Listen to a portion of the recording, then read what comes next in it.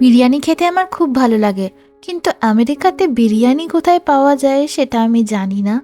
কিন্তু আমি খুব মিস করি আমাদের বর্ধমানের বিরিয়ানি, কলকাতায় বিরিয়ানি, আর তার সাথে মিস করি আমার দিদির হাতের স্পেশাল বিরিয়ানি।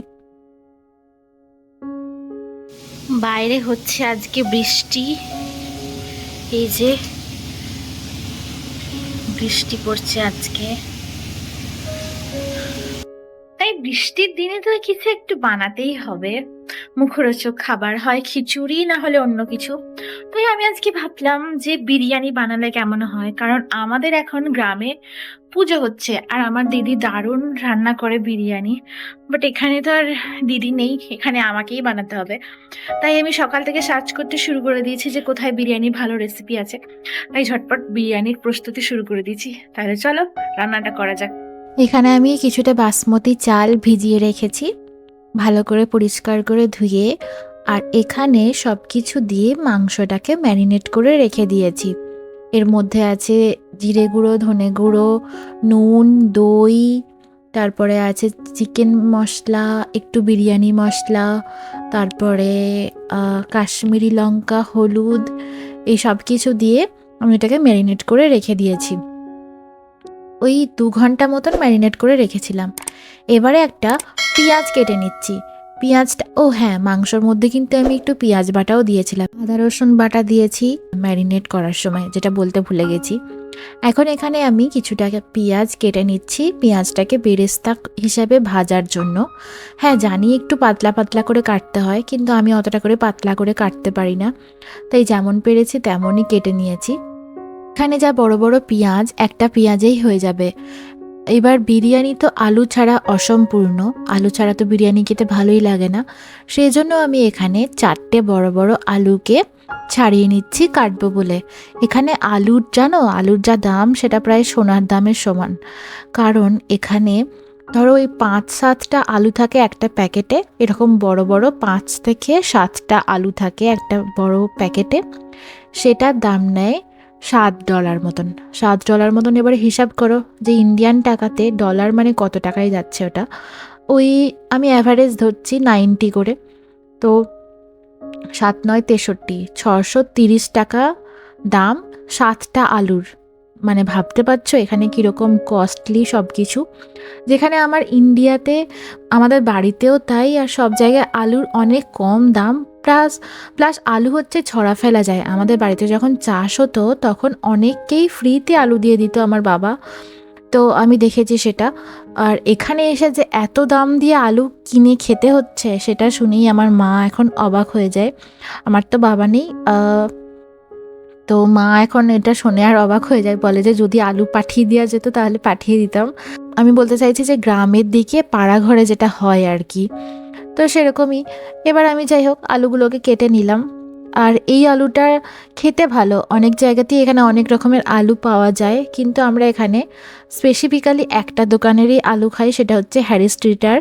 হ্যারি স্ট্রিটারের যে ইউকন গোল্ড বলে আলুটা পাওয়া যায় সেটাই একমাত্র ভালো, সেদ্ধ হয় এবং খেতেও ভালো। বাকি সব জায়গাতেই অনেক রকমের আলু এখানে পাওয়া যায়, রাসেট পটেটো, গোল্ড পটেটো, অনেক কিছু পাওয়া যায় যেগুলো ভালো সেদ্ধ হতে চায় না, আর কোনোটা এরকম মাখো মাখো হয় না। তো যাই হোক, এবার আলুর প্রসঙ্গটা বাদ দিই। আমি আলুটাকে সেদ্ধ করে নিয়েছিলাম মাইক্রো ওভেনে একটু। এরপর আমি একটু জলেতে কিছু গোটা গরম মশলা দিয়েছিলাম, জলটাকে ফুটতে দিয়েছিলাম। এরপর চালগুলোকে দিয়ে দিচ্ছি সেদ্ধ হওয়ার জন্য, মানে ভাতটা তৈরি করার জন্য এগুলোকে দিয়ে দিলাম। এখানে এসে যখন প্রথম প্রথম রান্না করতে শিখলাম তখন অনেকবারই হয়েছে যে হাতে ফোস্কা পড়ে গেছে জল ছিটকে বা তেল ছিটকে, সেই জন্য আমার ভয় লাগে। তাই চালটাকে আমি দূর থেকেই হাতা করে করে বারবার করে তুলে দিচ্ছিলাম, জানি যে ওটা একবারে দিলেই হয়ে যায়, কিন্তু আমার একটা ভয় লাগে, মনে হয় ঝপাত করে জলেতে পড়ে যাবে চালটা, আর গরম জলটা আমার ছিটকে লাগবে গায়ে, সেই জন্য আমি এরকম করে থাকি। এবার এখানে আমি পেঁয়াজগুলোকে ভাজতে দিয়ে দিলাম তেলে বেরেস্তা করার জন্য। পেঁয়াজটাকে যদি একটু নুন মাখিয়ে রেখে দেওয়া হয় তাহলে এই বেরেস্তাটা আরও ভালো হয়, কিন্তু আমিও সেটা আর করিনি। ওটা করলে জলটা বেরিয়ে যায়, পেঁয়াজের যে জলটা থাকে এক্সট্রা, সেটা করলে তাড়াতাড়ি হয় এটা আরও, তো সেটা আর করিনি। এটা এমনি ডিরেক্ট এবার তেলেতে ভাজতে দিয়ে দিয়েছি। এই যে এবার ভাতটা একটু তুলে তুলে দেখছিলাম যে কতদূর হলো, কারণ এটা তো ফুললি বয়েল করা যাবে না, হালকা একটু কাঁচা কাঁচা থাকবে, সেই অবস্থায় নামিয়ে নিতে হবে চালটাকে। তো এবার দেখতেই পাচ্ছ ভাতটা একদম টকবক করে ফুটছিল তখন। এখানে বেরেস্তাটারও একটু, পেঁয়াজটারও একটু কালার চলে এসছে দেখছি। এবার হয়ে গেছে, ভাতটা হয়ে গেছে। আমি এবার ভাতটাকে তুলে নিচ্ছি। খুবই গরম আর একটু ভয়ও লাগছিল, তাই আমি এভাবেই ভাতটাকে তুলছি। একবারে পুরোটা নিয়ে ঢালতে গেলে একদম শেষ, ফ্যান ট্যান পড়ে ফোঁসকা পড়ে যাবে। যখন প্রথম আমি এখানে এসছিলাম তখন এরকমই হয়েছে, অনেকবার ফোঁসকা পড়ে গেছে, হাত কেটে গেছে। আমি তো রান্না বান্না জানতামই না, বিয়ের পরে একদম সোজা আমেরিকাতে চলে এসেছি, তাই এখানে এসে তো কেউ এরকম হাতে ধরে শেখানোর নেই। আমার বর অবশ্য অনেক এক্সপার্ট, ছোট থেকে হোস্টেলে থাকতো, মেসে থাকতো, সেই জন্য ও অনেক কিছুই জানে, তাই ও আমাকে শেখাতো। এখন এই যে ও একটু পাশে হেল্প করছিল আমাকে এগুলো করতে, আর অনেক সময় ওই এগুলো করে দেয়। তো যাই হোক, এবার আমি ভাতটাকে নামিয়ে নিলাম। ভাতের ফ্যান ঝরাতে গিয়ে অনেক সময় পড়ে যায় আমার, সেই জন্য আমার মা বলে যে এইভাবে ছানটা করে ভাতটা তুলে নিয়ে ওই স্টিলের ছাঁকনিটাকে রাখতে, তাহলে সুবিধা হবে কাজের, আর পড়ে যাওয়ারও ভয় থাকবে না গায়েতে। তো সেটাই আমি মাঝে মাঝে করে থাকি। তো যাই হোক, এখানে আমার এই যে এখন অনেকবার করেই ভাতটাকে তুলতে হবে, আর তারপরে এই বড় বেকিং শিটটাকে আমি ভাবলাম যে মেলে দিয়ে একটু, যাতে একটু জলটা শুকিয়ে যায়। এই যে আমি যে আলুগুলো সেদ্ধ করে রেখেছিলাম, এই আলুটাকে এবার একটু নুন আর হলুদ দিয়ে ভেজে নিচ্ছি।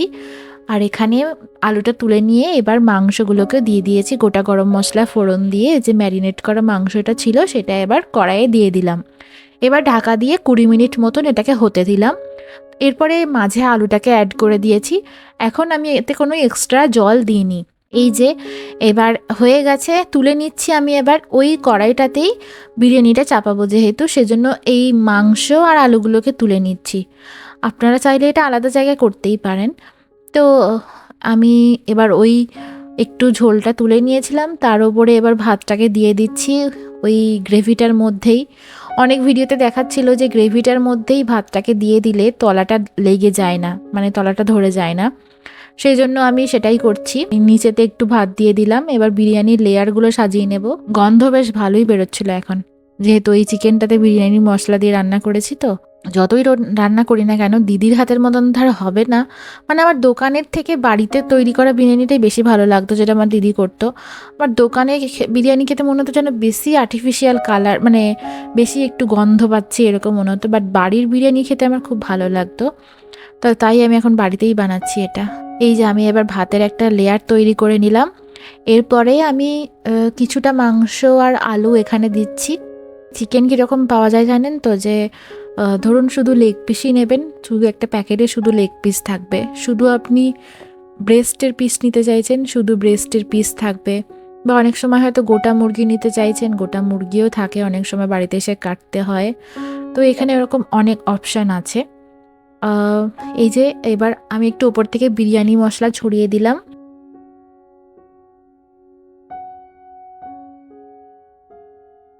এবার আমি একটা বাটিতে দুধ নিয়ে তার মধ্যে একটু জাফরান দিয়েছি, আর একটু মিঠা আতর, গোলাপ জল সব একসাথে মিশিয়ে নিয়েছি। কেশর থাকলে ভালো হয়, বাট আমার কাছে ছিল না, তাই এটা দিয়েই করলাম। এগুলো ইন্ডিয়া থেকে এনেছিলাম আমি। এরপর এই যে ভাতের আরেকটা লেয়ার করে চাপিয়ে দিচ্ছি এর ওপরে।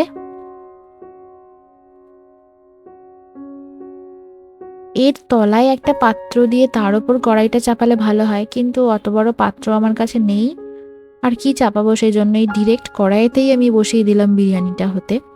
এতে তলাতে একটু লেগে যাওয়ার চান্স থাকে অবশ্য। যাই হোক, দেখা যাক কি হয়। এর ওপরে আমি আরেকটা চিকেন আর আলুর আরেকটা লেয়ার চাপিয়ে দিচ্ছি এর ওপরে। এবার ভাতের পরিমাণটা একটু বেশি হয়ে গেছিল, ভাতটা একটু কম করতে হতো, যেহেতু চিকেনটা আর আলুটা একটু কম হয়ে গেছে। তো যাই হোক, এরপর আরেকটা লেয়ার আমি বসিয়ে দিলাম। এর ওপরে এবার একটু বেরেস্তা ছড়িয়ে দিলাম হালকা করে। এর ওপরে আমি আরেকবার ভাতের লেয়ার দেব। আপনারা কিভাবে বাড়িতে বিরিয়ানি বানান অবশ্যই আমাকে কমেন্ট করে জানাবেন। আর বাড়িতে তৈরি বিরিয়ানি বেশি ভালো লাগে নাকি দোকানে গিয়ে কিনে খেতে বেশি ভালো লাগে সেটাও অবশ্যই জানাবেন। আহ, তো যাই হোক, আমি এখানে আরেকটা ভাতের লেয়ার তৈরি করে নিলাম।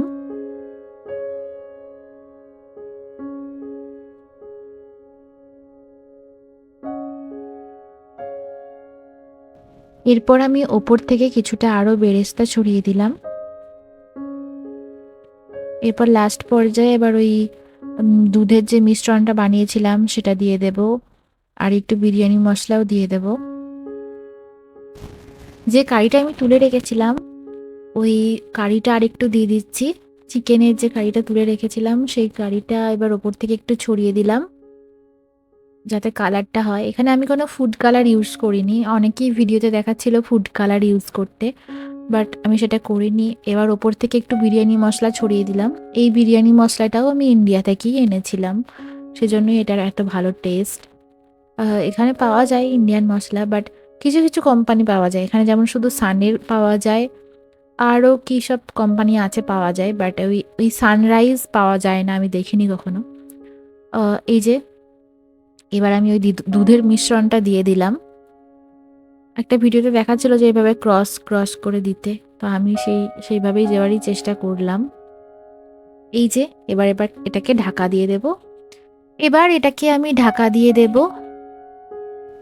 এবার কিন্তু আমি ফ্লেমটা একদম কমিয়ে দিয়েছি, আর এর ওপরে ওই যে ঢাকনাটার ওপরে যে ছিদ্রটা ছিল সেটা আমি একটা লবঙ্গ দিয়ে ঢেকে দিয়েছি। এবার এটা হতে থাকুক। 20-25 মিনিট মতন রেখেছিলাম। এবার দেখা যাক তুলে কি হয়।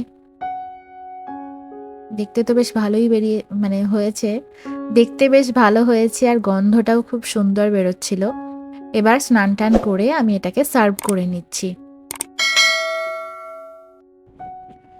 বিরিয়ানিটা খেতে বেশ ভালোই হয়েছিল, সার্ভ করা দেখেই বুঝতে পারছেন আশা করি। তবে তলায় একটু লেগে গেছিলো হালকা, তবে ওটা কোনো ব্যাপার না, খেতে ভালো হয়েছিল সব মিলিয়ে। তো আমি আজকের ভিডিওটা এখানেই শেষ করছি। কেমন লাগলো ভিডিওটা অবশ্যই সবাই কমেন্ট করে জানাবেন। যদি ভালো লেগে থাকে তাহলে একটা লাইক দিয়ে পাশে থাকবেন পরবর্তী ভিডিও দেখার জন্য। আর যারা নতুন দর্শক আছেন অবশ্যই সাবস্ক্রাইব করে দেবেন। যে যেখান থেকে আমার ভিডিওটা দেখছেন, প্রার্থনা করি আপনারা সকলে ভালো থাকুন, সুস্থ থাকুন, সাবধানে থাকুন। টাটা।